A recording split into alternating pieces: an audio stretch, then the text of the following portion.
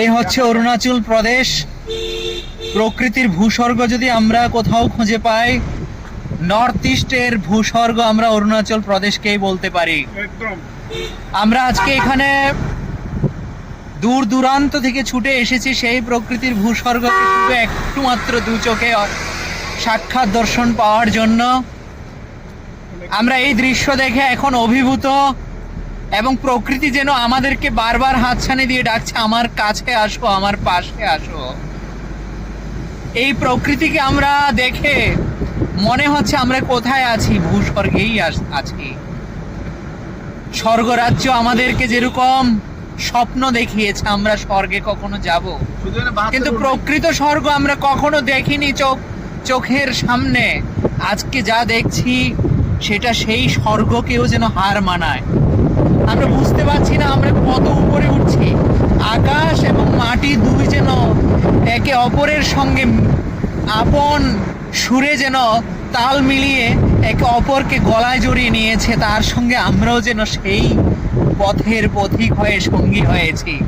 আমরা আজকে সেই প্রকৃতির মহড়া উপভোগ করছি, এবং আমাদের সঙ্গে যারা যাত্রীরা আছে সেই সুদূর দক্ষিণ ত্রিপুরা থেকে দীপক শীল, জগন্নাথ ভৌমিক, এবং এখানে দিরাজ দেবনাথ এবং হরি দেবনাথ আমাদের সাথী হয়েছে, আমার সাথী হয়েছে। আমি বুঝতে পারছি না আমি কোন ভাষায় এই সৌন্দর্যকে আপনাদের সামনে তুলে ধরবো, আমি বুঝতে পারছি না।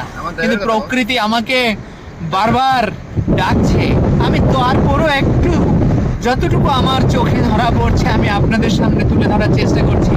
আপনি দেখতে পাচ্ছেন এখানে আপনারা, এখানে দীপক বসে আছে এবং কোনো শব্দ নেই, একবারে নিঃশব্দ মনে শুধু প্রকৃতির সে আনাগুনাকে ভাবছে এবং প্রকৃতির দৃশ্যকে উপভোগ করছে।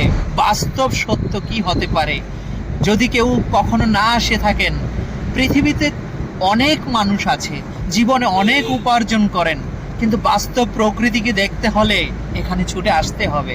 আমরা একদিন তো মরেই যাব, কিন্তু যতদিন জীবিত আছি সেই প্রকৃতির সত্যের সন্ধানে যদি আপনি না বেরিয়ে আসতে পারেন তাহলে জীবনের সত্য আপনি খুঁজে পাবেন না।